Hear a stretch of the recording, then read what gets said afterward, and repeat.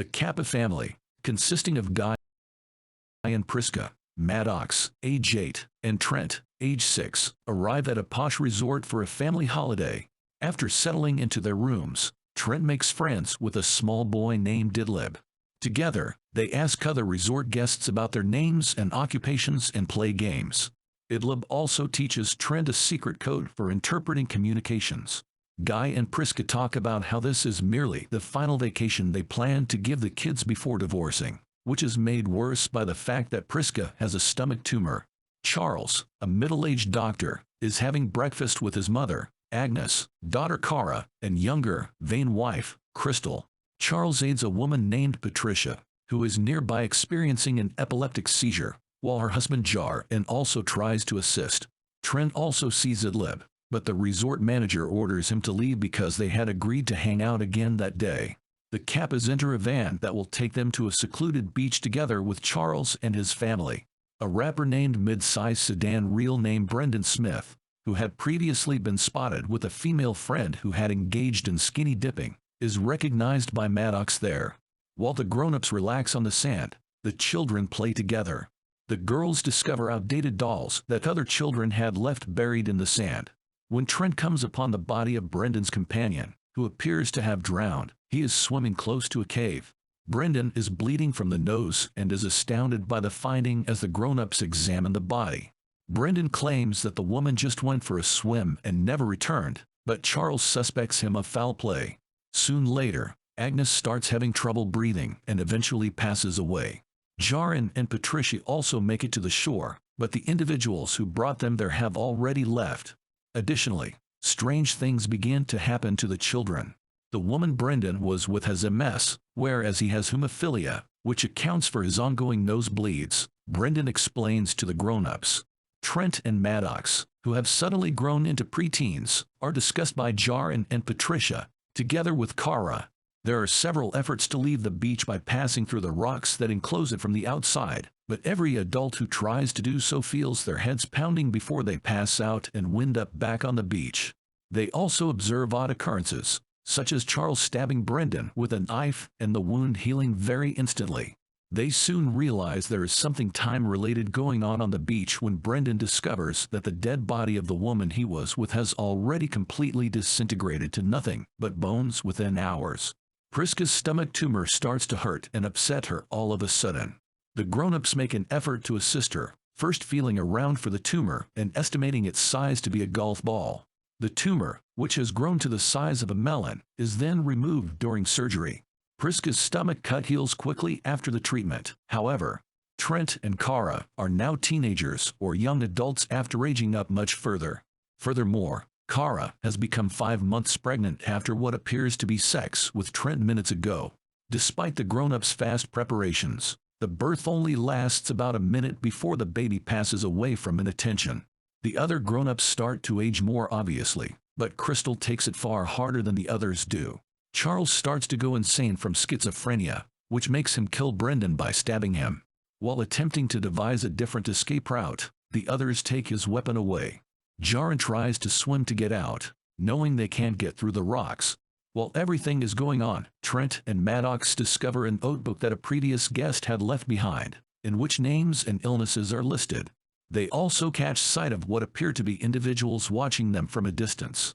Priska and Maddox discuss whether or not she and Guy are breaking up. Priska acknowledges having a second relationship. Priska tries to defend herself, but Maddox is upset with her. She ventures to the beach in an effort to dig herself a hole, but instead discovers Jarin's body, who had evidently lost consciousness and drowned. When Patricia sees his body, she has a seizure that ends her life. Then, in a last-ditch effort to escape, Cara starts climbing the rocks to try to reach the top, but before she can get there, she too passes out and falls to her death, leaving Trent heartbroken. It has now grown dark. Crystal is going insane from her quick aging and deteriorating physical health, while Charles has gone completely insane. She has grown a calcium hump on her back. Guy's vision is deteriorating as well, and Priska's hair has begun to gray. Guy acknowledges that he knew about the other man in Priska's life and wishes that he had done more to help their marriage continue, but he also says that he is a loser and that she deserves someone better. Guy and Priska then discuss the other man in Priska's life. As Trent and Maddox attempt to stare at Crystal, she attacks them, and Charles then begins to attack Guy and Priska. She follows them into the cave, where her body twists and contorts into the most horrific positions before she passes away.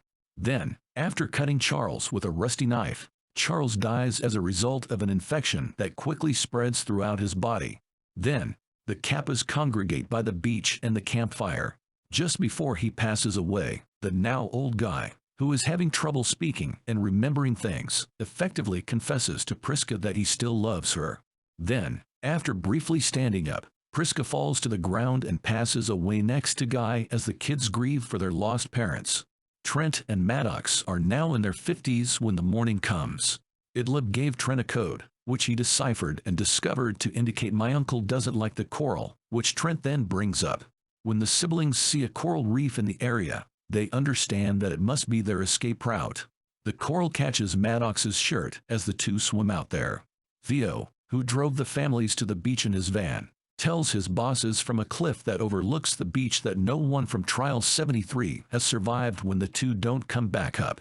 The resort is a front for a medical research team named Warren and Warren that entices people with medical conditions to the beach in order to perform clinical trials for life-saving drugs given to them in the cocktails served upon arrival. It is then revealed when Theo drives back to the resort and to a lab area. They lengthen the experiments to a whole day in order to get better results because they are aware that the magical beach perhaps powered by the enchanted coral accelerates aging. They are confident they were successful in curing Patricia's epilepsy since she went 8 hours without experiencing a seizure, which is roughly 16 years on the beach. Trent and Maddox, who were able to free themselves from the coral, managed to stop the resort manager and others from poaching their most recent victims. Knowing the man is a police officer, Trent locates a man he spoke to when he was younger. He offers the man the beach journal, which lists the names and medical conditions of numerous missing people. Even as an adult, Trent is recognized by Idlib when she comes out. The resort staff as a whole recognizes they are in trouble as Trent and Maddox tell the truth to everyone. In the closing scene, the officer takes Trent and Maddox by helicopter away from the island to be with their aunt, who is not yet ready to accept that her niece and nephew are fully grown adults. Authorities arrive to arrest all the resort staff, and that's the end of the story. Thanks for watching. If you enjoyed it, please leave a like and subscribe to the channel. Don't forget to turn on the notification bell so you won't miss out on new videos. Until next time, stay safe.